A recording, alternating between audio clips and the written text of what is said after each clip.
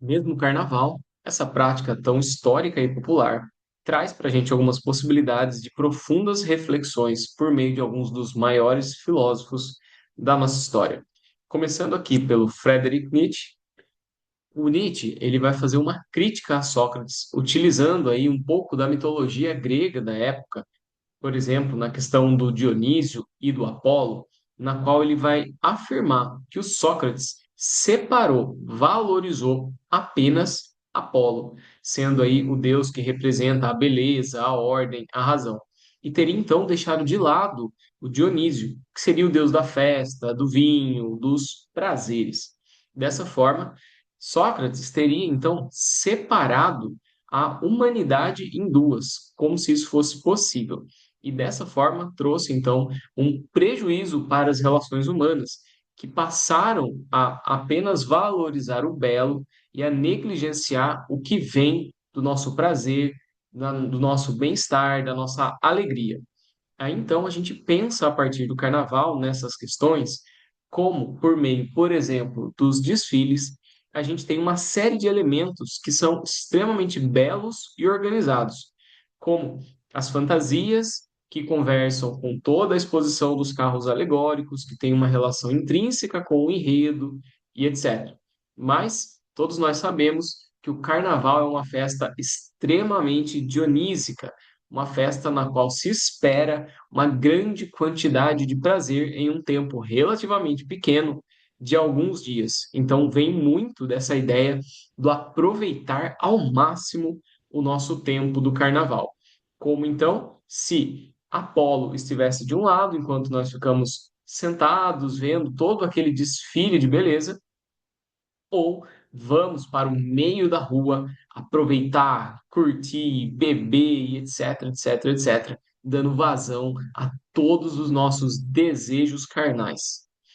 E falando em desejo carnal, vamos agora para o Santo Agostinho, que tinha então toda uma visão a respeito do pecado. Inclusive, foi esse filósofo que vai criar a noção de livre-arbítrio. Isso mesmo. Se hoje nós falamos de livre-arbítrio, é por conta de Santo Agostinho, que elaborou então toda uma teoria na qual ele estabeleceria que é a nossa escolha nos aproximarmos de Deus e assim fazer o que é bom ou o que é certo, ou nos distanciarmos de Deus. E dessa forma, então, a gente conheceria o mal, não como se o mal existisse de fato, mas o mal enquanto distância de Deus. Assim como existe o exemplo de você estar perto da luz da vela, representando então Deus, né, em meio a essa luz, e ao se distanciar, não é como se você tocasse na escuridão como um objeto concreto, mas sim como se você se afastasse dessa luz.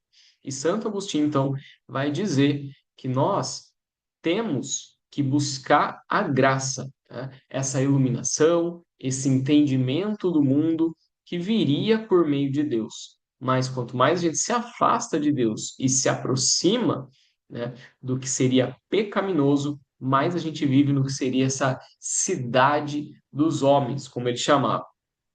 Então, para Santo Agostinho, o carnaval, dependendo de como você vive essa experiência, você pode estar se afastando demasiadamente do que seria essa graça que traria para você, então, uma aproximação de Deus, um entendimento da vida como um todo. E ele vai dizer que muitas vezes nós temos, né, esse ímpeto de dar vazão aos nossos desejos, mas é por meio da graça que a gente conseguiria então nos controlar e evitar fazer o que seria prejudicial para nós mesmos. Vale lembrar, Santo Agostinho, como o próprio é, pronome dele já identifica, foi um filósofo aí da igreja. Então, ele defendia toda uma questão religiosa por trás da sua teoria. E por fim, temos o Claude Lévi-Strauss. Ele que veio para o Brasil, que foi um dos responsáveis aí pela criação da Universidade de São Paulo, né, muitos anos atrás, que fez todo um estudo aí das nossas comunidades indígenas naquela época, identificou que todo sistema cultural revela, se você olhar a fundo, uma estrutura similar aos demais sistemas por trás. Dessa forma, não existiria uma raça diferente da outra, uma cultura melhor ou pior do que a outra. Existem algumas diferenças mais periféricas, por assim dizer, mas que, se analisadas a fundo, revelariam então uma estrutura semelhante, que viria então da nossa própria humanidade. Dessa forma, de acordo com o Claude Lévi-Strauss, se a gente pegar o carnaval, e é claro que precisamos lembrar que o carnaval é uma festa comemorada em mais de 50 países, né? Mas obviamente que terá muitas semelhanças entre esses países por ter a mesma raiz, né, na questão aí do cristianismo, nessa festa que precede a quarentena.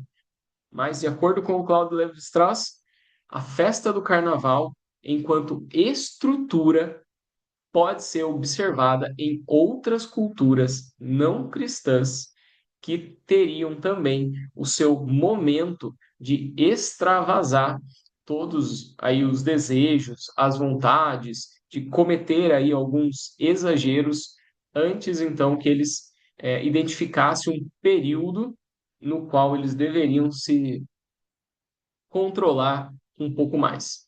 Então, se ele estiver certo, e até o momento me consta que está, todas as culturas humanas teriam o seu próprio carnaval vindo de outras raízes, comemorado de outras formas, mas ainda assim com estruturas semelhantes, na qual o que não é permitido passa, de certa forma, a ser permitido por algum período de tempo.